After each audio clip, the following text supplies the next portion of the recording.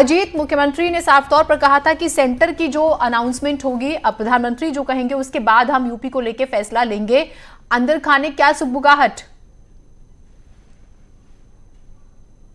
देखिए बिल्कुल जीनत, मैं मुख्यमंत्री आवास के बाहर खड़ा हूं और मुख्यमंत्री आवास के अंदर हाई प्रोफाइल एक बैठक चल रही है जहां पर डीजीपी मौजूद है, मुख्य सचिव मौजूद हैं, अपर मुख्य सचिव गृह अवनीश अवस्थी मौजूद है। इसके अलावा टीम 11 के सभी अधिकारी मुख्यमंत्री के साथ बैठक करें और मुख्यमंत्री ने पहले जीनत कहा था कि केंद्र सरकार की जो गाइडलाइन होगी उसका 100% अनुपालन किया जाएगा। तो अभी जो अंदर खाने की खबर है कि अब सरकार जो 15 अप्रैल से छूट देने जा रही थी उसे कोई छूट नहीं दी जाएगी। 20 अप्रैल तक पूरी तरह लॉकडाउन रहेगा, जिस तरह प्रधानमंत्री ने कहा कि 20 अप्रैल तक हम देखेंगे और उसके बाद छूट प्रदान की जाएगी अगर हमारे हॉट स्पॉट नहीं बढ़ते और हम उसको कंट्रोल कर पाते हैं। अगर नहीं ऐसा होता तो वो छूट रद्द कर दी जाएगी। तो उसको लेकर अब बैठक चल रही कि जो सेवाएं उत्तर प्रदेश में 15 अप्रैल से शुरू होनी थी अब वो 20 अप्रैल से शुरू की जाएंगी। तो जो केंद्र सरकार की गाइडलाइन है उसको लेकर ये मंथन चल रहा टीम 11 के साथ। और जो प्रधानमंत्री ने जिक्र किया था कि हम पूरी गाइडलाइन जारी कर रहे हैं, जो मजदूर हैं, जो गरीब लोग हैं, जो उनका बृहद परिवार है, उसको लेकर मुख्यमंत्री की एक बड़ी बैठक चल रही है, उसमें चर्चा चल रही है। हालांकि जब ये बैठक खत्म होगी जीनत तब ये साफ तौर पर पता चल पाएगा कि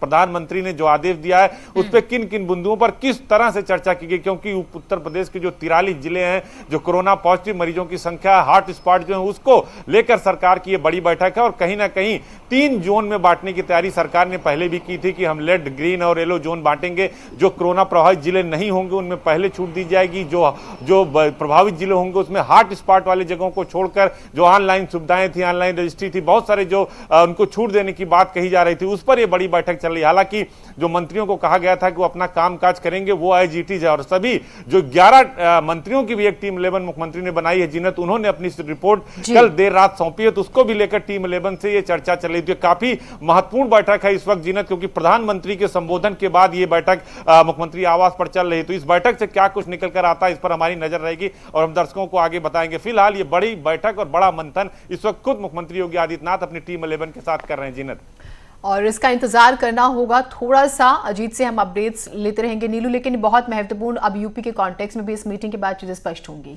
बिल्कुल, और इसी पर मंथन भी हो रहा है। कहा जा रहा था कि जो इलाके कोविड-19 से ग्रसित नहीं है उन सब जगहों पर थोड़ी छूट हो सकती है, लेकिन अब जब प्रधानमंत्री ने कहा है कि 20 तारीख तक समीक्षा की जाएगी, उसके बाद ही देखा जाएगा। अगर कोई नया हॉटस्पॉट किसी राज्य या जिले में नहीं बनता है तो फिर देखा जाएगा कि छूट मिले या फिर ना मिले। हमारे साथ डॉक्टर कंवर भी जुड़े हुए हैं लगातार। डॉक्टर कंवर, अगर बात की जाए जिस तरह से,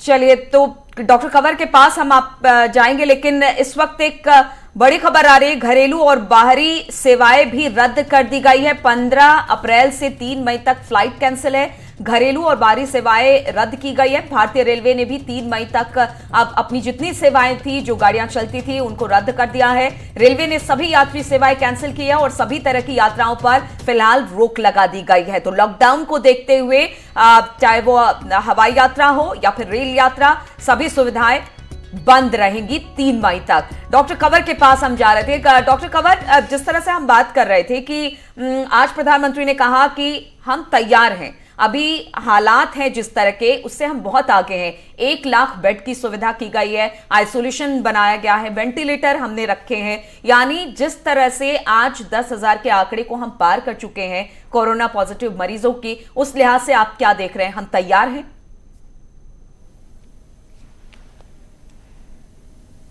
बिल्कुल तैयार है। मैं सोचता हूं ये देखते हुए कि हमारी सिचुएशन क्या थी, ये जो स्टेप लिए गए और जो लॉकडाउन किया गया, दिस वाज एब्सोल्युटली एसेंशियल। और उसके भी रीज़न है। आप ये देखिए कि जो कंट्रीज जिसके साथ कंपैरिजन किया जा सकता है, चाइना या मलेशिया, जिनका GDP per capita GDP Hindustan से 5 गुना ज़्यादा है, and they are the nearest to us. हमारा जीडीपी पर कैपिटा बहुत कम है। सो हमारे पास ये जरूरी था कि हम अपने लॉकडाउन करके, बिल्कुल डिस्टेंसिंग करके इसको अपने आप को बचाने की कोशिश करें। So this was like a social vaccine के तौर पे इसको इस्तेमाल किया जाए। उसके रीजन ये है कि इंडिया में एक तो पुअर है, दूसरा सोशल हमारा जो मेडिकल इंफ्रास्ट्रक्चर है, हेल्थ इंफ्रास्ट्रक्चर है, इतना रोबस्ट नहीं है, और तीसरा इंडिया में क्राउडिंग बहुत है, ये इन 3 चीजों के चलते हुए हमारे इन्फेक्शन बहुत तेजी से फैलता। अब देखिए यूएसए में उसी टाइम पे बीमारी आई थी जिस वक्त इंडिया में एंटर किया था, some time in January, late जनवरी। वहां पे केसेस 6 लाख के करीब पहुंच गए। हिंदुस्तान में 10,000 हैं, जबकि हिंदुस्तान की पॉपुलेशन इतनी ज्यादा है। तो आपने ये सवाल किया कि क्या हम सक्सेसफुल हैं? ओह, वी आर ह्यूजली सक्सेसफुल। सो ये सवाल तो क्वेश्चन उठाने नहीं चाहिए, लेकिन हाँ, क्या वो हम सक्सेस अपनी बरकरार रख सकते हैं या नहीं रख सकते, ये जरूरी है। और उस डायरेक्शन में ये कदम बहुत जरूरी था कि हमें आगे लॉकडाउन करना था। ये 2-3 हफ्ते का जो लॉकडाउन 19 दिन का किया है, मैं सोचता हूं कि बहुत ही एसेंशियल था। और अभी हमें आज भी WHO ने ये बताया है कि जो हम जानते हैं कि स्वाइन फ्लू से ये 10 गुना ज्यादा डेडली है, जबकि लोग स्वाइन फ्लू से भी इतना डरते थे। जब हम ट्रीट करते थे उन पेशेंट्स को, हम बड़े वाचफुल होते थे, लेकिन अब जब हम कोविड को ट्रीट कर रहे हैं, I am a part of the COVID team. आप लोगों के पास आएंगे और चर्चा को आगे भी बढ़ाएंगे और बातचीत करेंगे हर पहलू पर। एक छोटे से ब्रेक ले रुक रहे हैं।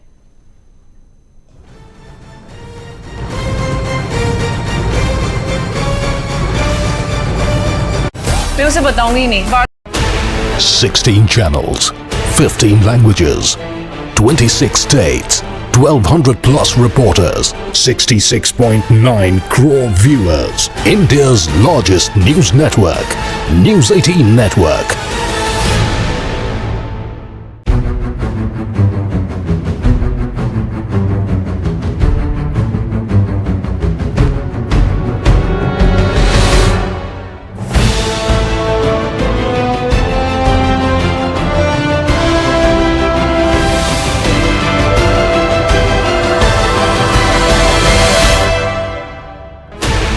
Sixteen channels, 15 languages, 26 states, 1,200 plus reporters, 66.9 crore viewers. India's largest news network, News 18 Network.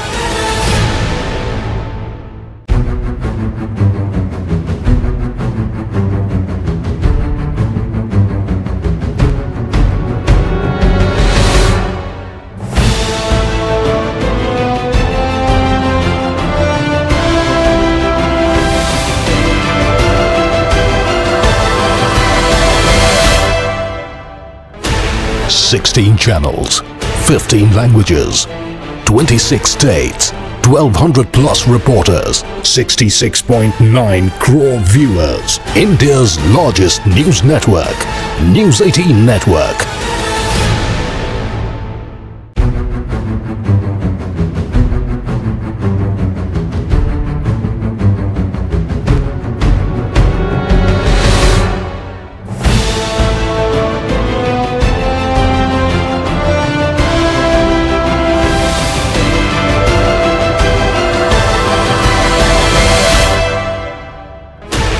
Sixteen channels, 15 languages, 26 states, 1,200 plus reporters, 66.9 crore viewers. India's largest news network, News 18 Network.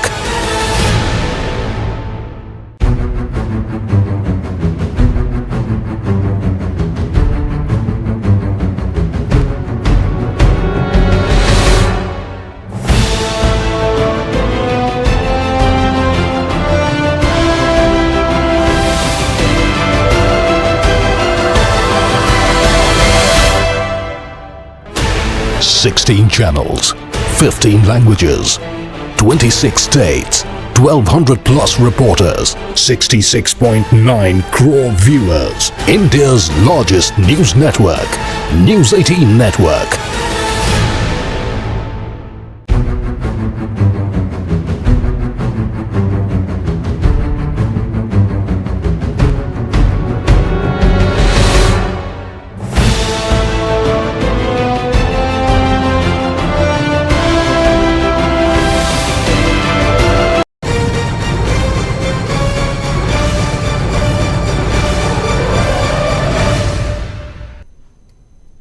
तो लॉकडाउन को 3 मई तक तो बढ़ा दिया गया। प्रधानमंत्री ने इस बात का ऐलान भी कर दिया है, लेकिन इसके बावजूद भी कई सारी ऐसी चिंताएं हैं, कई सारी ऐसी बातें हैं जिस पर हम आज चर्चा कर रहे हैं। तमाम मेहमान भी हमारे साथ जुड़े हुए हैं और इस वक्त हमारे साथ अमर तुलसियान, फिक्की चेयरमैन उत्तर प्रदेश, जुड़ गए हैं। अमर जी, अगर व्यापार की बात की जाए और खासतौर पर फिक्की की बात की जाए, लॉकडाउन बढ़ाने से पहले ही फिक्की ने अपनी तरफ से कुछ प्रपोजल सरकार के सामने रखा था कि लॉकडाउन अगर आगे बढ़ता है तो स्थितियां और खराब होगी, अर्थव्यवस्था पूरी तरह से चौपट हो जाएगी। लेकिन फिर भी प्रधानमंत्री ने उन सब बातों पर ध्यान ना देकर फोकस इस चीज पर रखा कि पहले लोगों को बचाया जाए। अगर पूरी अर्थव्यवस्था की बात की जाए तो कितनी ज्यादा दिक्कत आने वाले दिनों में हो सकती है और प्रधानमंत्री के डिसीजन का आप लोग किस तरह से आप लोग देख रहे हैं इसको? कि जो प्रधानमंत्री जी का डिसीजन है, सबसे पहले कि हमें जान बचानी है, हमें इस महामारी को फैलने नहीं देना है। क्योंकि आज हम छोटी सी चिंता नहीं कर सकते हैं कि आज हमारा पहले उद्योग चलना चाहिए या व्यापार चलना चाहिए या लोगों को आजीविका मिलनी चाहिए। पहले जरूरी है कि ये महामारी को फैलने से रोका जाए, जिसके लिए प्रधानमंत्री जी और सरकार जिस तरीके से 24/7 लगी है। वजह से आपकी आवाज स्पष्ट नहीं आ पा रही है। आपके पास आएंगे हम और इस पर बात करेंगे, क्योंकि ये भी है कि काफी औद्योगिक घरानों का दबाव भी था सरकार पर और उसको लेकर बिल्कुल जीनत और विजय जी से भी हम यही जानना चाहेंगे, क्योंकि वो कृषि से जुड़े हुए हैं और अर्थव्यवस्था की धुरी है कृषि। लेकिन इसके बाद भी अगर अर्थव्यवस्था की बात की जाए विजय जी, तो आपको क्या लगता है, क्योंकि मोदी जी हमारे जो प्रधानमंत्री है वो हमेशा से कहा जाता है कि हार्ड डिसीजन लेने में वो थोड़ी देर भी नहीं लगाते हैं। हालांकि उन पर भी अर्थव्यवस्था की बहुत सारी बातें निकल कर आ रही थी, चौतरफा लोगों से बातचीत उनकी हो रही थी और सभी ये कह रहे थे कि आपको एक तरफ जान बचाना है। उन्होंने जहान बचाने की भी बात की थी, लेकिन यहां पर जहान से ज्यादा जान बचाने पर उन्होंने जोर दिया।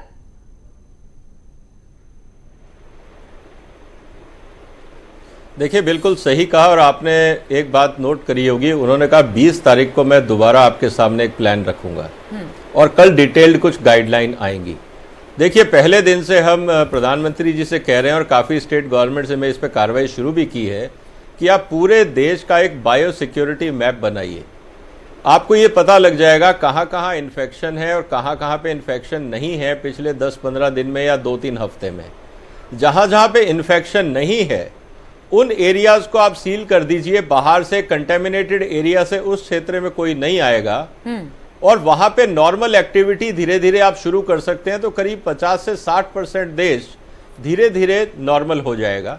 जो कंटेमिनेटेड एरिया है, जहां पे इन्फेक्शन ज्यादा है, निश्चित रूप से वहां आप कोई रिलैक्सेशन नहीं कर सकते हैं। और जहां तक बात है मैन्युफैक्चरिंग की, क्योंकि देश में खाना भी चाहिए, दवाइयां भी चाहिए, एसेंशियल सर्विसेज भी चाहिए और बहुत कुछ चाहिए। इवन लॉकडाउन को सक्सेस बनाने के लिए उनके लिए लेबर नहीं मिल रही है, उनके लिए ट्रांसपोर्ट नहीं मिल रहा है। मेरा प्रधानमंत्री जी और सारे चीफ मिनिस्टर से यह निवेदन है कि एक बार आप जो फील्ड फोर्सेस है, खासकर पुलिस डिपार्टमेंट है, आप उनको एड्रेस करिए। उनके लिए कोई एक ऐसा ऐप बना दीजिए कि हर पुलिस वाला अपना दिमाग ना चलाए, क्योंकि अगर वो एक पुलिस वाला अगर एक किसी ड्राइवर की पिटाई करता है तो उस पूरी सड़क पे ट्रक रुक जाते हैं, ड्राइवर काम पे आना बंद कर देते हैं।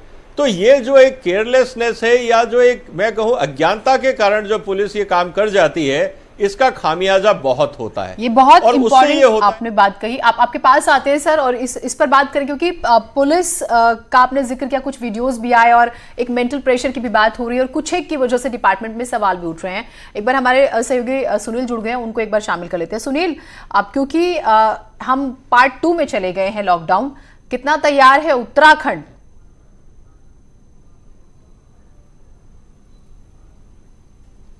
देखिए जीनत, उत्तराखंड में अभी तक जो लॉकडाउन रहा फर्स्ट फेज का, उसके बहुत शानदार यहाँ पर रिजल्ट देखने को मिला कि उत्तराखंड में 29 मार्च तक जो 7 केसेज आए थे वो कम्प्लीटली रिलीव कर चुके हैं। और इसके अलावा जो 28 केस हैं, पिछले 5 दिनों से उत्तराखंड स्टेबल बना हुआ है। एक भी केस पिछले 5 दिनों में उत्तराखंड में नहीं आया। 422 अभी तक जो सैंपल रिपोर्ट आई हैं वो पूरी की पूरी नेगेटिव आई हैं। और उत्तराखंड के 7 जिले कम्प्लीटली इससे अछूत हैं, मतलब 7 जिलों में एक भी कोरोना पॉजिटिव केस अभी तक नहीं आया है। 6 जिले में है, 6 जिलों में भी अल्मोड़ा में एक केस आया था, वहाँ पर एक केस पे स्टेबल बना हुआ है। एक केस पौड़ी में आया था, वो ठीक होकर रिलीव हो चुका है। बचे हल्द्वानी, नैनीताल, उधम सिंह नगर, हरिद्वार और देहरादून। ये 4 ठीक। और उसके बाद डिस्ट्रिक्ट सरकार ने कहा था कि सेंटर यानी कि प्रधानमंत्री के अनाउंसमेंट के बाद जो है वो कुछ और तब्दीलियां करेंगे, वो भी हम आपसे एक बार जानेंगे। अमर जी के पास एक बार रुक करते हैं क्योंकि उनसे संपर्क जो है वो नहीं हो पा रहा था सही से। अमर जी, कुछ एक औद्योगिक घरानों स्पेशली कहा गया कि 15 सेक्टर्स को ले लेते हैं और उसको थोड़ी सी रियायत दे दी जाती है। घर चलाने के लिए पैसा चाहिए तो देश चलाने के लिए भी चाहिए, और बैलेंस जान और जहान दोनों के बीच का। और कुछ एक्सपर्ट्स ये कह रहे हैं कि इकोनॉमी को संभालने में प्रॉपर आने में 3 से 4 साल लगेंगे। कुछ ऐसे पॉइंट्स जिस पे आपको लगता है कि हाँ सरकार इधर ध्यान दे दे तो बैलेंस हो जाएगा, कुछ बहुत ज्यादा नहीं तो थोड़ा बहुत मिलेगा रेवेन्यू सरकार को? देखिए, उद्योगों और व्यापारियों के लिए यह हमारे जो कर्मचारी हैं उनकी असली लड़ाई अभी आगे, जब ये कोरोना का जो फैलाव का जो चीज है वो जब कंट्रोल हो जाएगी, वो असली चैलेंज तब आएगा। और उसके लिए जिस तरह से सरकार ने पूरी मेडिकल फैटर्निटी या पूरी गवर्नमेंट मशीनरी ने लग करके एक साथ इस महामारी को फैलने से देश में रोका है, उसी तरीके से वो उद्योगों का और व्यापार को किस तरीके से हम एज अ चैलेंज और एक अपॉर्चुनिटी के रूप में ले करके आगे अपने देश की इकोनॉमी को वापस पटरी पे लाएंगे। और सिर्फ पटरी पे नहीं लाएंगे बल्कि और ज्यादा ग्रोथ के लेवल पे किस तरह से ले जाएंगे, क्योंकि एक बहुत बड़ा गैप, एक वैक्यूम क्रिएट होने वाला है पूरे विश्व में। जो ये प्रोडक्शन 2 महीने 3 महीने एक ग्लोबल प्रोडक्शन का जो पहिया थमा है, और जब ये वापस इन एसेंशियल कमोडिटीज का जो कंजम्पशन हुआ है उसकी जब जरूरत पड़ेगी, तो उसके लिए इकोनॉमी को बहुत एक तेजी गति के साथ हमें चलाना होगा, जिसे हमें एक पॉजिटिव नोट के साथ एक आगे अपॉर्चुनिटी के रूप में देखना चाहिए, ना कि हम उससे हताश हों। जो प्रधानमंत्री जी भी और हमारे सभी लोग बार बार कह रहे हैं कि किसी कर्मचारियों की छटनी ना की जाए, उनका पूरा ध्यान रखा जाए, तो उद्योग जगत और व्यापारी जगत सभी इस बात के लिए कटिबद्ध हैं कि हम उनका पूरा ध्यान रखेंगे। ये एक पीरियड है जिसमें हमें कर्मचारियों को और उद्योगपतियों को मिल करके एक दूसरे का साथी बन करके इस दौर से निकलना है, और आगे एक बहुत बड़ी अपॉर्चुनिटी आ रही है हमें, बल्कि उस तरीके से एक पॉजिटिव थिंकिंग के साथ रहना है। और शायद उसमें हमारे जो केंद्रीय नेतृत्व है और सभी प्रदेश सरकारें हैं पूरे देश की, वो मिलकर के हमें इस संकट से उबारेंगे। चलिए, संकट से उबारेंगे। और प्रधानमंत्री भी लगातार यही कह रहे हैं कि सबका साथ हमें मिलना जरूरी है और सबके साथ ही हम इस लड़ाई को जीत पाएंगे, चाहे वो व्यापार जगत हो, आम लोग हो, तमाम जगहों से जो लोग हो। लेकिन खास तौर पर उन्होंने 7 बातें ऐसी कही हैं जिस पर अमल करने की बात भी उन्होंने कही। आप सभी का बहुत बहुत शुक्रिया हमारे साथ जुड़ने के लिए। और लगातार हम यही बता रहे हैं कि जिस तरह से प्रधानमंत्री ने अपील की उसको अमल में लाना बहुत जरूरी है। और इसी बीच एक बड़ी खबर कानपुर से आ रही है। कोरोना से एक मरीज की मौत हो गई है। ये बड़ी खबर, सुबह 2 मरीजों की मौत की खबर आई थी और अब ये खबर आ रही है कि एक मरीज की मौत हुई है। सीएमओ ने कोरोना मरीज की मौत की पुष्टि की है। कर्नलगंज का रहने वाला था मृतक। और अब जो है ये खबर आ रही है कि पुष्टि हुई है इस बात की, कानपुर में कोरोना से पहली मौत। सुबह ये खबर आई कि 2 संदिग्ध माना गया जिनकी मौत हुई, तो वो कोरोना पॉजिटिव हो सकता है। फिलहाल ये पुष्टि हुई है कि मौत हुई है और वो कोरोना मरीज की मौत। बिल्कुल, तो कोरोना से उत्तर प्रदेश में 6ठी मौत है और कानपुर में कोरोना से ये पहली मौत है और इस बात की पुष्टि कर दी गई है। जिले में कोरोना से पहली मौत बताई जा रही है। सीएमओ ने इस बात की पुष्टि कर दी है कि मौत के पीछे कोविड-19 है, इसका इन्फेक्शन बताया जा रहा है। कर्नलगंज का रहने वाला था ये मृतक। निजी अस्पताल के हैलट में इसे रेफर किया गया था, जहां पर इसकी मौत अब हो गई है और बताया जा रहा है ये कोरोना पॉजिटिव था। कानपुर में ये कोरोना पॉजिटिव से पहली मौत है, जबकि प्रदेश में ये 6ठी मौत बताई जा रही है। तो बड़ी खबर जिससे हम आपको रूबरू करा रहे हैं। और कानपुर में हम देखें कि कोरोना मरीजों का आंकड़ा भी काफ़ी परेशान करने वाला है और उस लिहाज से अब इसकी पुष्टि हो जाती है कि कोरोना पेशेंट की मौत हुई है। और एक अलार्मिंग सिचुएशन, और ज़्यादा सख्ती की हम बात करें, और कर्नलगंज का ये व्यक्ति रहने वाला था। और फिर से हमें कहें कि लगातार जो आंकड़े बढ़ रहे हैं और अब ये मौत की खबर, अलार्मिंग सिचुएशन भी। निजी अस्पताल से हैलट अस्पताल में इसे भर्ती किया गया था और इसकी मौत हो गई। बिल्कुल, बहुत सारे ऐसे मामले हैं जिसमें यही कहा जा रहा था कि शुरुआत में इस बात की पुष्टि नहीं हुई। कई सारे और इस वक्त एक खबर आगरा से आई है जहां पर मौत के बाद पॉजिटिव रिपोर्ट आई है, कोरोना पॉजिटिव रिपोर्ट आई है। 2 महिलाओं की मौत के बाद रिपोर्ट आई कि ये दोनों कोविड पॉजिटिव थे। पारस अस्पताल में इन दोनों को भर्ती कराया गया था। एक महिला को किडनी की समस्या थी और दूसरी महिला को ब्रेन हैमरेज से पीड़ित थी ये महिला, जिसके बाद इसे भर्ती कराया गया था। लेकिन इनकी मौत के बाद जो रिपोर्ट सामने आई है उनमें इनको कोरोना पॉजिटिव पाया गया है। तो आगरा से बड़ी खबर, 2 महिलाओं की मौत और वो भी कोरोना पॉजिटिव थी।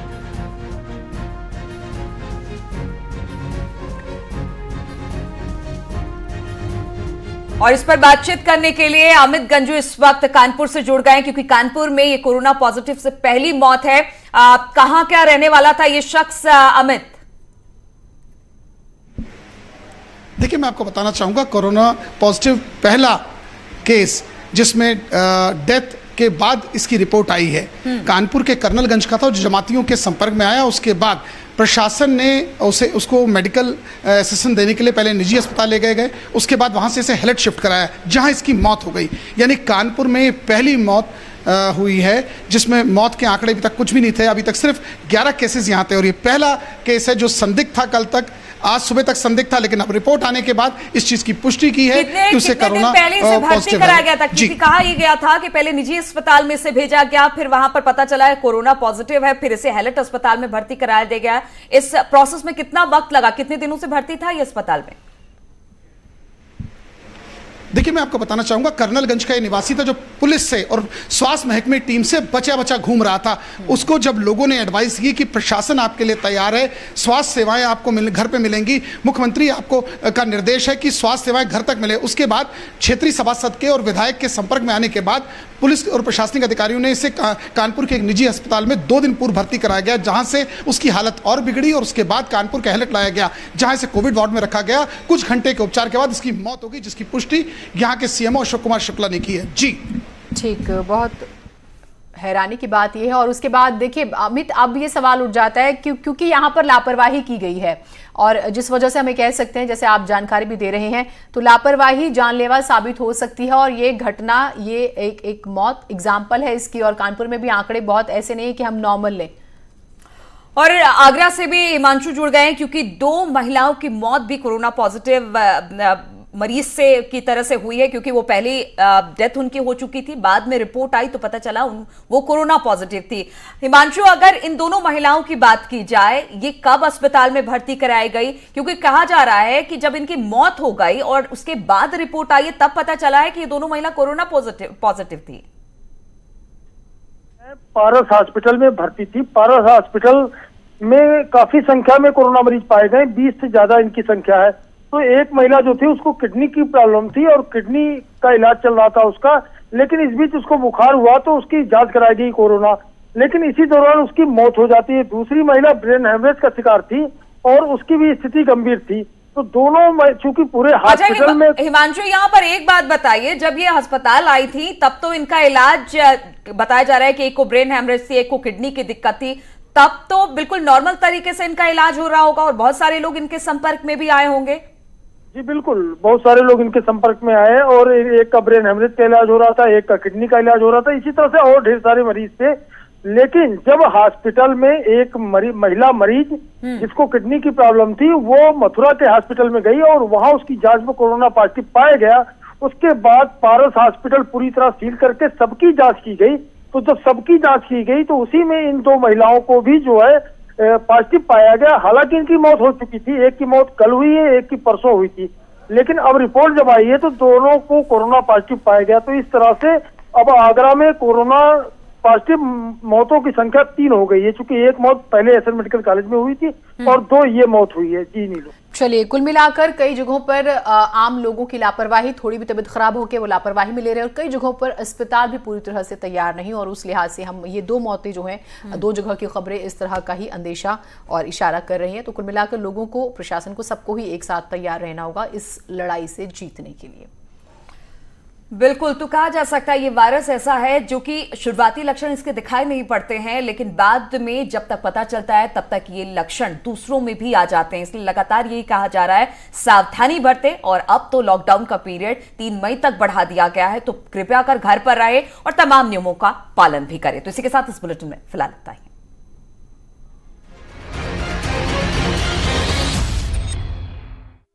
हॉस्पिटल में एडमिट हुए